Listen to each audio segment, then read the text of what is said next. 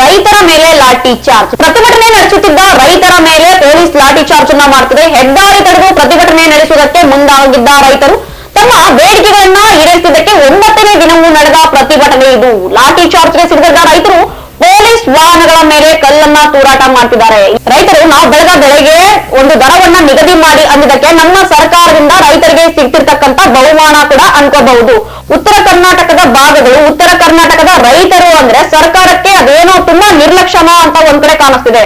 9 ದಿನಗಳಿಂದ ಸತತವಾಗಿ ರೈತರು ನಿರಂತರವಾಗಿ ಹೋರಾಟ ಮಾಡ್ತಿದ್ದಾರೆ. ಮನೆ, ಮಠ, ಊಟ ಎಲ್ಲಾನು ಬಿಟ್ಟು ಯಾವ ಭಾಗಗಳಿಂದ ಬಂದು ಹೋರಾಟವನ್ನ ಮಾಡ್ತಿದ್ದಾರೆ ಅಂತಂದ್ರೆ ಬೆಳಗಾವಿ, ಬಾಗಲಕೋಟೆ, ಬಿಜಾಪುರ ಪ್ರತಿಯೊಂದು ವಿಭಾಗಗಳಿಂದ ಬಂದು ರೈತರು 9ನೇ ದಿನಕ್ಕೆ ಹೋರಾಟಕ್ಕೆ ಕಾಲಿಟ್ಟಿದ್ದಾರೆ. ಜೊತೆಗೆ ನಿನ್ನೆ ಕೂಡ ರೈತರು ಹೇಳಿದ್ರು, ನಾವೇನಾದ್ರೂ ನಮ್ಮ ಪ್ರತಿಭಟನೆಗೆ ನೀವು ಸಂಧಾನ ಸಭೆಯನ್ನ ಮಾಡ್ಲಿಲ್ಲ ಅಂದ್ರೆ ಅಥವಾ ನೀವು ಯಾವುದೇ ಒಂದು ದರವನ್ನ ನಿಗದಿ ಮಾಡಿಲ್ಲ ಅಂದ್ರೆ ನಾವು ರಾಷ್ಟ್ರೀಯ ಹೆದ್ದಾರಿಗಳನ್ನ ಬಂದ್ ಮಾಡ್ತೀವಿ ಅಂತ.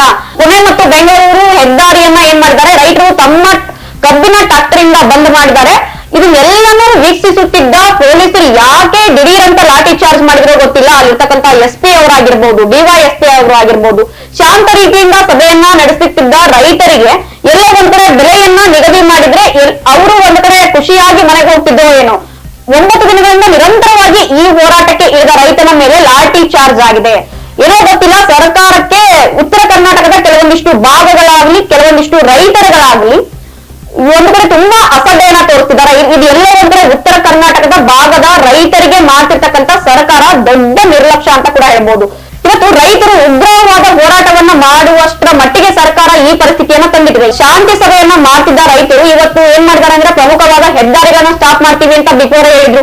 ನಿನ್ನೆವರೆಗೂ ಯಾವುದೇ ದರವನ್ನ ನಿಗದಿ ಮಾಡಿಲ್ಲ. ಹಲವಾರು ಸಭೆಗಳು ನಡೆದು ಆ ಸಭೆಯಲ್ಲಿ ಒಂದು ದರವನ್ನ ನಿರ್ಣಯ ಮಾಡ್ಲಿಕ್ಕೆ ಏನಾದ್ರು ಅಂತಂದ್ರೆ ಪಕ್ಷದವರಾಗಿರ್ಬಹುದು, ಸರ್ಕಾರ ಆಗಿರ್ಬಹುದು, ತಾಕತ್ತಿಲ್ವಾ ಅಂತಕ್ಕಂಥ ಒಂದು ಪ್ರಶ್ನೆ ಮೂಡ್ತಿದೆ. ಇನ್ನೊಂದು, ಅಲ್ಲಿನ ಭಾಗದ ಶಾಸಕರು ಕೂಡ ಯಾವುದೇ ತರನಾಗಿ ಈ ಒಂದು ವಿಷಯದ ಬಗ್ಗೆ ಮಾತಾಡ್ತಿಲ್ಲ. ಅದೊಂದು ನಿಜ ಬೇಸರ ಸಂಗತಿ ಅಂತ ಕೂಡ ಹೇಳ್ಬೋದು ಆ ಭಾಗದ ಜನರಿಗೆ. ಯಾಕಂದ್ರೆ ಉತ್ತರ ಕರ್ನಾಟಕದವರು ಓಟ್ ಹಾಕಬೇಕು, ಉತ್ತರ ಕರ್ನಾಟಕದ ಬೆಳೆಗಳು ಬೇಕು ನಮ್ಮ ಸರ್ಕಾರಕ್ಕೆ. ಇದು ನೇರವಾಗಿ CM ಸಿದ್ದರಾಮಯ್ಯ ಅವರೇ ಈ ಒಂದು ಪ್ರತಿಭಟನೆಯ ಹೊಣೆ ಆಗ್ತಾರೆ ಅಂತ ಕೂಡ ಹೇಳ್ಬೋದು. ಈ ಒಂದು ಪ್ರತಿಭಟನೆಯ ವಿಷಯವಾಗಿ ಯಾವುದೇ ಒಬ್ಬ ರೈತನಿಗೂ ತೊಂದರೆ ಆದ್ರೆ ನಾಳೆ ಆ ಭಾಗದಲ್ಲಿ ಒಂದು ಹೊಸ ಕ್ರಾಂತಿಯೇ ಮೂಡಬಹುದು ಅಂತ ಕೂಡ ಹೇಳ್ಬಹುದು. ಎಲ್ಲೋ ಒಂದು ಕಡೆ ನೀವೇನ್ ಮಾಡ್ತೀರಾ ಅಂತಂದ್ರೆ ಸರ್ಕಾರದವರು ಬಜೆಟ್ ಮಂಡನೆ ಮಾಡುವಾಗ ಒಂದು ವಸ್ತುವಿಗಿದ್ದ ಬೆಲೆ ಮತ್ತೊಂದು ವಸ್ತುಗಳಿಗೆ ಇಲ್ಲ ಅಂತಕ್ಕಂತ ಒಂದೇನ್ ಮಾಡ್ತೀರಾ ಅಂತಂದ್ರೆ ಬಜೆಟ್ ಅನ್ನ ನಿರ್ಣಯ ಮಾಡಿದಾಗ 300 ರೂಪಾಯಿ ಸರ್ಕಾರಕ್ಕೆ ಹೊರೆ ಆಯ್ತಾ ಅಲ್ಲಿನ ಒಂದು ರೈತ ಭಾಗದ ಜನರಿಗೆ.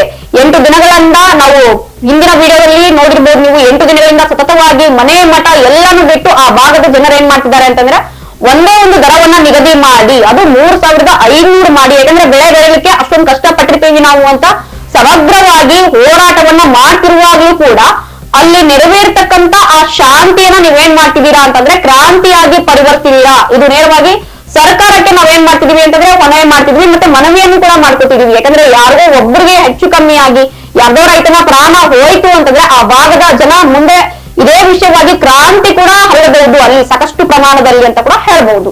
ನಮ್ಮ ವಿಜಯವಾಹಿನಿ ನ್ಯೂಸ್ ಚಾನೆಲ್ನಲ್ಲಿ ಪ್ರಮೋಷನ್, ಜಾಹೀರಾತು, ಅಡ್ವರ್ಟೈಸ್ಮೆಂಟ್ ನೀಡಲು ಸಂಪರ್ಕಿಸಿ 9535808456.